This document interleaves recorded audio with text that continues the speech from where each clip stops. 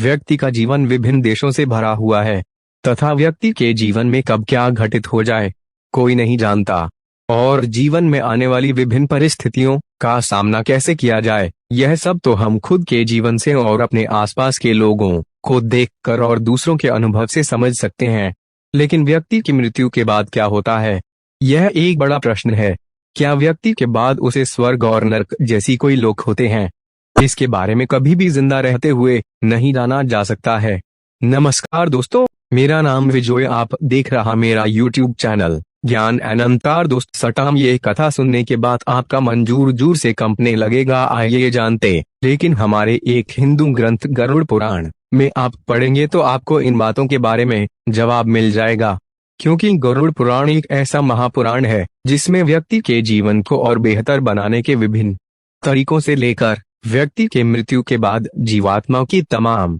परिस्थितियों का वर्णन विस्तार पूर्वक किया गया है तथा सनातन धर्म से ही किसी की मृत्यु के बाद 10 दिनों तक उसके पिंडदान का रिवाज चलता आ रहा है। तो आइए आज हम जानेंगे कि व्यक्ति की मृत्यु के बाद यह 10 दिनों तक पिंडदान क्यों किया जाता है तथा इसके बारे में गरुड़ पुराण में क्या लिखा है। गुरुवार पुराण के अनुसार यह माना जाता है कि व्यक्ति की मृत्यु के समय उसके प्राण लेने के लिए यमराज के दूत आते हैं तथा यह भी माना जाता है कि अंतिम वक्त में जो मनुष्य जितना ज्यादा दुनिया की मोह माया में फंसा रहता है उसे प्राण त्यागने में उतना ही कष्ट झेलना पड़ता है तथा यह भी माना जाता है कि जो व्यक्ति मृत्यु के सत्य को स्वीकार कर लेता है उसे प्राण त्यागने में ज्यादा कष्ट नहीं झेलना पड़ता है। गरुड़ पुराण के अनुसार यह माना जाता है कि मनुष्य के मरने के बाद उसकी आत्मा अंगूठे के आकार के बराबर हो जाती है तथा जिसे पकड़ के यमदूत यमलोक ले जाते हैं। गरुड़ पुराण के अनुसार यह माना जाता है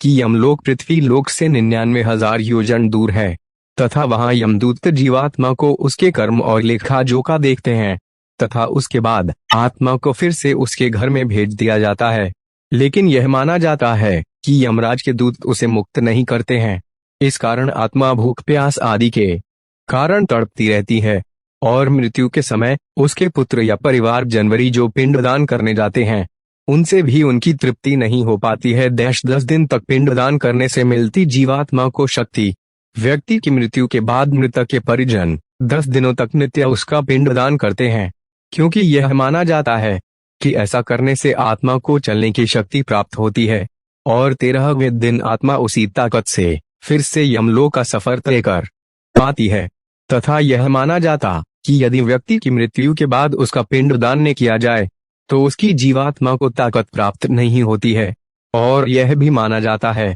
कि इस स्थिति में यमराज के दूत उसे घसीटकर यमलोक की ओर लेकर जाते हैं और यमलोक पहुंचने के बाद यमराज जीवात्मा को उसके कर्म के आधार पर उसका न्याय करते हैं और इस बात का निर्धारण करते हैं कि आत्मा को स्वर्ग, नरक या पितृलोक इन तीनों स्थान में से कहां भेजा जाएगा तथा वहां पर जाकर आत्मा को अपने कर्मों का भुगतान करना पड़ता है। कठुआ के भुगतान के बाद आत्मा फिर से नया शरीर धारण करने के लिए तैयार हो जाती है तथा मृत्यु लोक में चली जाती है, अर्थात पृथ्वी लोक, और यह कर्म तब तक चलता रहता है जब तक कि व्यक्ति को मोक्ष की प्राप्ति नहीं हो जाती है। तो दोस्तों, उम्मीद है आपको ये कथा पसंद आई होगी, तो कमेंट करके अवश्य बताएं। जानकारी अच्छी लगी तो वीडियो को लाइक जरूर करें और कमेंट में जय श्री हरि विष्णु अवश्य लिखें। साथ ही चैनल को सब्सक्राइब करें। आप सभी का धन्यवाद।